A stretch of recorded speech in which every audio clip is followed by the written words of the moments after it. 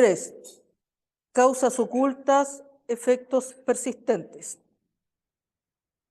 A medida que pasan los años, la proposición inicial de las causas del llamado estallido social se alejan cada vez más a la luz de la crítica situación del país, que se precipita sostenidamente hacia la consolidación del crimen organizado, mientras sus instituciones van tornándose inútiles y vacías de contenido.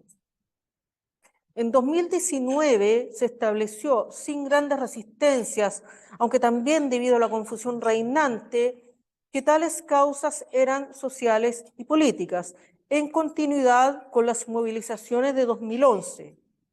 Entre otras, demandas por educación pública gratuita y de calidad, pensiones y salarios dignos, término de situaciones abusivas en distintos ámbitos, desde las empresas hasta la privacidad del hogar.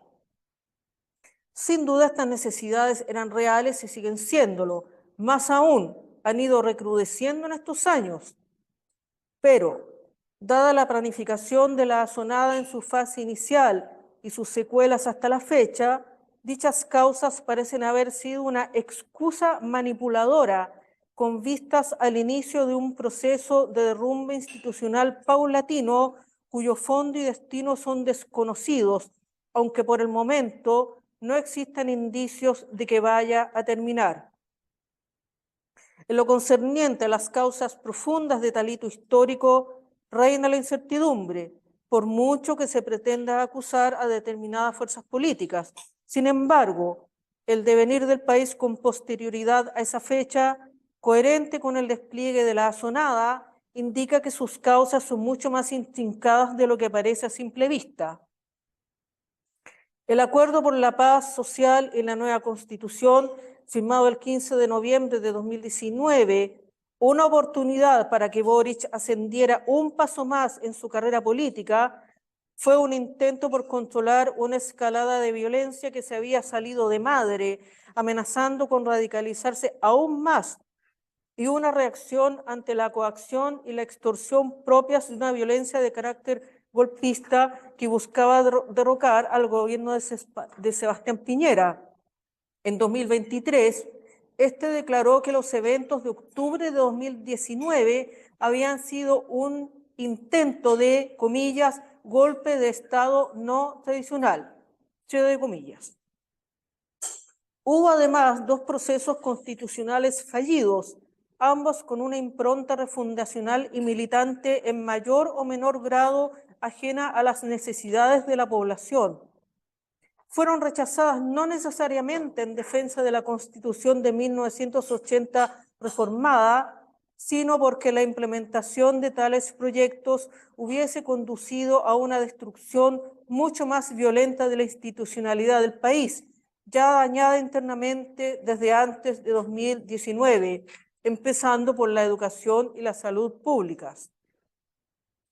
Pero nada de esto ha impedido el avance de la violencia ni su transformación por la expansión del crimen organizado, cuyas prácticas barbáricas no son muy distintas de las ejecutadas durante la dictadura, en una escala que se precipita cada vez más brutalmente a pesar de los periódicos operativos de las policías. El gobierno de Boric carga con la máxima responsabilidad de tal situación, desde la época en que él, junto a Vallejo y Jackson, integraban la llamada bancada estudiantil. Esta comenzó a operar en el Congreso Nacional a partir de 2014, bajo la segunda administración de Bachelet, votando en contra de todos los proyectos relativos a la seguridad y el control de la inmigración ilegal. Por su parte, las administraciones anteriores son responsables de no haber prevenido esta lacra de modo eficaz, bajo el espejismo de que esas cosas no ocurren en Chile, sobre la base de un exitismo económico ciego, unilateral y autocomplaciente. Asimismo, la escalada de violencia del crimen organizado ha ido avanzando junto a índices de violencia de otro orden, transformándose en el problema que amenaza más peligrosamente la estabilidad del país. Si bien existen estadísticas que cuestionan la llamada percepción de inseguridad o su lugar común, es pertinente señalar que en los hechos no existe el mal menor ni meras percepciones para quien padece ese mal. Tales índices de violencia pertenecen al orden de la cotidianeidad, la convivencia, las relaciones interpersonales y la cultura, determinadas ideológica y funcionalmente, acusando una polarización cada vez más insidiosa, por solo mencionar algunos. Politización de todo lo que hay. De ahí, una abierta instrumentalización del arte, por ejemplo, como ocurrió a propósito de una reciente exposición en el Museo Nacional de Bellas Artes en favor de la promoción de una perspectiva de género dogmática y una ofensiva antioccidental que remiten al proyecto fallido de la primera Convención Constitucional. Segundo, cancelaciones y exámenes de pureza ideológica, como en el reciente caso de Isabel Amor, funcionaria afín al gobierno, removida de su cargo al cabo de 2 días por ser hija de un condenado por crímenes de lesa humanidad. Y en esta misma línea, clasificaciones con el fin de señalar, controlar, reducir, someter y finalmente destruir. Tal era el horizonte de las prácticas que enfrentaron académicos e investigadores con ocasión del acampe en la Casa Central de la Universidad de Chile. Son formas de persecución y de violencia colectiva aparentemente menos graves en comparación con la violencia espectacular y exhibicionista del crimen organizado, pero no por eso son menos corrosivas de vidas individuales, expuestas a la precariedad económica, la soledad y el temor ante esas amenazas a su integridad. ¿Qué oscuras fuerzas se desplegaron desde el interior del alma humana en aquellos días con efectos persistentes en Chile? ¿Qué fuerzas capaces de nivelar delincuentes, barras bravas, falsos luchadores sociales y académicos con vistas al derrumbe de toda estructura sin más? Tal situación podría ser descrita en términos de una quiebra de la racionalidad, en términos de Agustín Andreu, que impide una comprensión de la realidad en su fondo, dada la ausencia de un principio rector del pensamiento. Estas son algunas de sus secuelas: instintividad sin espíritu, vacío del alma, oscurecimiento o socavamiento de imágenes interiores directrices de la conciencia, renuncia a la capacidad de pensar, desfondamiento y corrupción del lenguaje, voluntad de envilecimiento y relaciones interpersonales entregadas a la manipulación, la dominación y la aniquilación. Dicha situación ha sido continua desde entonces. Sin embargo, a pesar de su irracionalidad, ha ido configurando un clima interior, una direccionalidad, una estructura y un objetivo, aunque indeterminado por ahora, desde el ámbito institucional en sentido amplio hasta la intimidad en el máximo aislamiento y soledad, casi a punto de desaparecer. Paralelamente, es ostensible la expansión invasiva de las manifestaciones pseudoculturales del crimen organizado.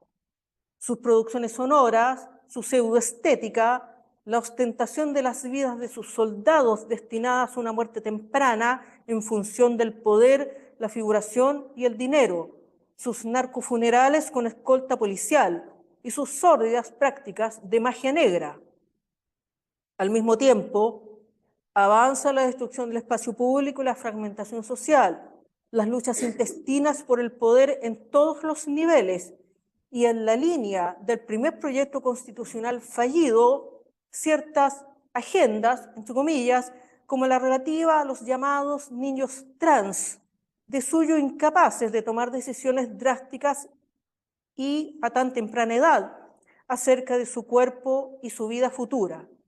Es como si tales políticas públicas buscaran producir una nueva especie humana en serie, mutilada de raíz, con fines inimaginables. Cuarto, Cataclismo antropológico. A 5 años de la Asonada de octubre, el futuro de Chile se torna cada vez más incierto conforme la violencia va transformándose, como si se tratase de un organismo o una fuerza autónoma. Dado el sostenido progreso del crimen organizado, es posible que desde antes del principio la planificación de tal acontecimiento haya estado bajo su égida. ¿Quiénes lo planificaron? Agentes del crimen organizado transnacional, fuerzas políticas cuyas expectativas acabaron siendo aprovechadas y absorbidas por dichos agentes, o hubo una coordinación entre ambos frentes cuyos derroteros se separaron o permanecen hasta ahora unidos en las sombras.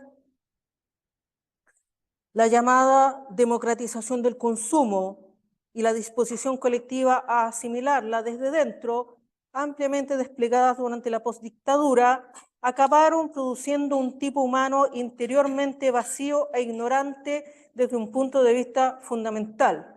Esto es, inconsciente y sin espíritu, funcional a su propia cosificación y trituración en el tiempo, en tanto consumidor ávido de tener, poseer y destruir no solo cosas, sino también a otros seres humanos considerados sacrificables y desechables. Así también, cabe la posibilidad de que tal proceso de degradación y vaciamiento del espíritu se radicalice con el surgimiento de un tipo de predador enteramente funcional al crimen organizado que ya ni siquiera correspondería a describir con rasgos humanos, como la conciencia o los sentimientos. El reclutamiento de niños y jóvenes por sus cárteles y facciones con vistas al futuro, señalado por Pablo Ceballos en una entrevista reciente, pudiera llegar a ser el cumplimiento no solo de su expansión de poder, sino del cataclismo antropológico señalado por Pasolini, que en su tiempo él asociaba a la nivelación y el violento deseo inherente a la sociedad de consumo. Quinto, el incierto futuro de Chile.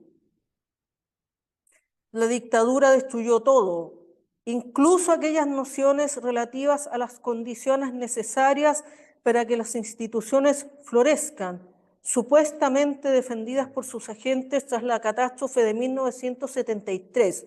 Autoridad, jerarquía, orden, disciplina, norma, estabilidad, trabajo, esfuerzo, autoexigencia y mérito, entre otras.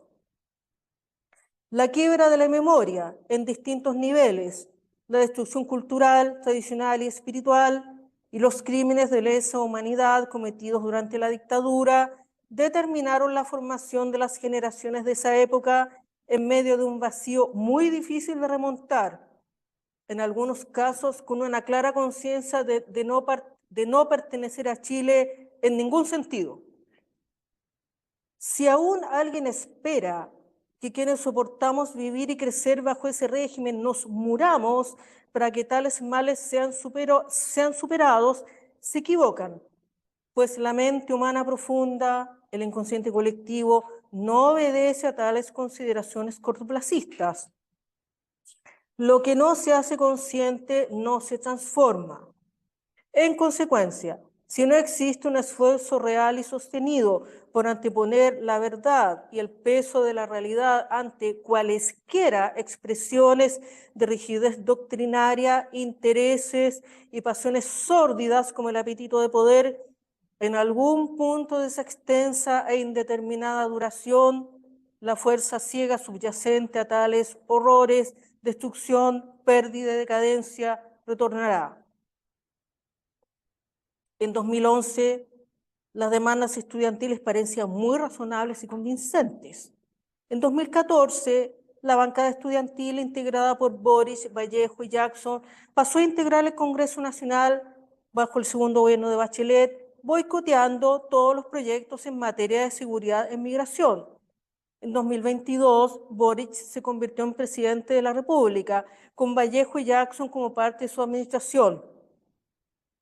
Pero sin la Asonada de octubre, que fue apoyada por no pocos adherentes suyos, el octubrismo y el acuerdo del 15 de noviembre, del que Boric fue parte, tal vez jamás habría accedido al poder.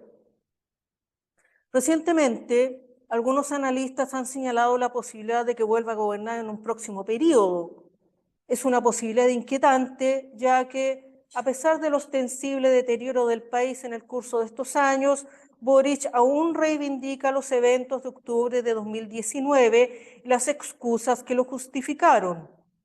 En otra demostración de su veleidad, con ocasión de la presentación del informe sobre desarrollo humano en Chile 2024 del Programa de las Naciones Unidas para el Desarrollo, PNUD, calificó las expresiones estallido social y golpe de Estado no convencional, la expresión de Piñera, como caricaturas que obedecen a un cortoplacismo en el análisis de tales eventos. Comillas. Hoy en día, cuando se dice, entre comillas, estallido delictual y se recalcan solamente los aspectos violentos del estallido, que los hubo, se pierde de vista justamente ese malestar que llevó en algún momento a parte importante de la sociedad chilena a incluso apoyar las diferentes formas de manifestación que estaban habiendo, incluso las violentas. Cierre de comillas. Si bien el octubrismo ha dejado de manifestarse con la virulencia de sus inicios, su espíritu no se ha extinguido, permanece latente en las sombras, en la violencia que se transforma, manifestándose a través de periódicos hallazgos de fábricas de armas y de arsenales, por ejemplo, y en esas perturbadoras expresiones del presidente Boric, que legitiman y autorizan retrospectivamente tales prácticas disolventes, quizás con vistas al futuro. En 2019 y posteriormente hubo grandes expectativas colectivas de una refundación del país, buscando compensar frenética e instantáneamente carencias de todo orden, empezando por aquellas derivadas de la depredación propia de la sociedad de consumo, ya en que está en distintos niveles: económico, social, político, educacional, intelectual y personal. Los integrantes de aquella bancada estudiantil que han vivido por y para el poder en función de sus carreras políticas y su desarrollo personal, solo pudieron avanzar hasta ese punto porque Chile ya estaba socavado desde dentro. El obnubilamiento y la comodidad de muchos mayores ante esa juventud considerada redentora y capaz de realizar la revolución truncada en 1973 es tal vez el índice más ostensible de esa decadencia y marasmo enraizados desde dentro y durante décadas. Este gobierno parece ser una fase especialmente dañina de un vasto proceso de descomposición social, cultural y espiritual incubado en el tiempo, continuo con la dictadura y la postdictadura en mayor o menor grado. Jamás una renovación de fuerzas espirituales y vitales profundas, ni mucho menos el florecimiento de una inteligencia superior en esos términos, capaz de comprender la tragedia de este país, cuyo vacío ha terminado siendo la antimorada del crimen organizado. El caso de secuestro con homicidio en Cuyipulli en 2021, cuya víctima fue sometida a 10 días de tortura, y el caso de los 3 carabineros asesinados en Cañete el 27 de abril de 2024, Día del Carabinero, cuyos cuerpos fueron quemados posteriormente, muestran un grado de ensañamiento y odio solo comparables a las prácticas de tortura y desaparición forzada de la dictadura y a los malignos y enconados efectos de su impunidad en numerosos casos.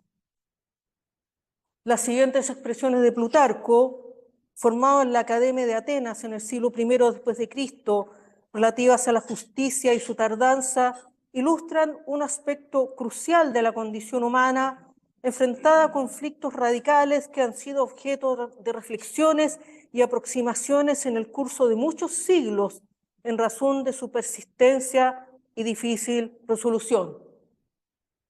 He aquí la cita, que corresponde a un diálogo representado por Plutarco. La tardanza y demora de la divinidad en castigar a los malvados dijo Patrocleas, me parece un razonamiento especialmente perturbador, y ahora, bajo el influjo de esas palabras, me hallo como fresco y nuevo ante esa teoría.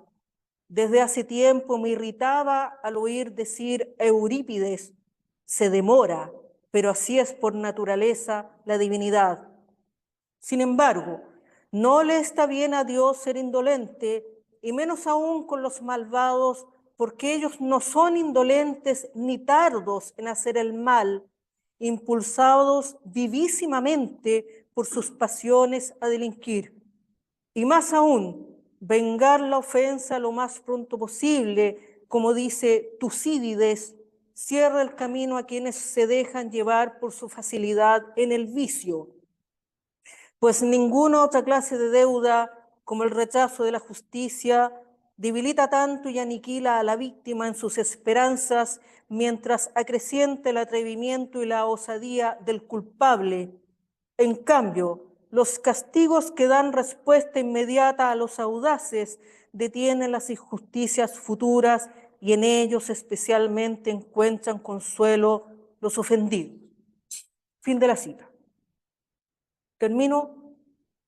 La traición y el olvido parecieran ser el signo de la instintividad sin espíritu, la irracionalidad y la barbarie desplegadas en 2019 y su posteridad, en continuidad con formas de violencia inenarrables, formadas en oscuros rincones e intersticios del alma chilena. De ahí la trilogía infernal: lumpenfascismo, lumpenconsumismo y narcofascismo, brotaciones de lo siniestro cuya comprensión y derrota requerirían fuerzas espirituales y una capacidad de conciencia y sentido de la justicia superiores, manifestadas de modo eminente, aunque inconcebible para la mente humana, la mente y la inteligencia humanas en su finitud, precariedad y quiebra colectiva.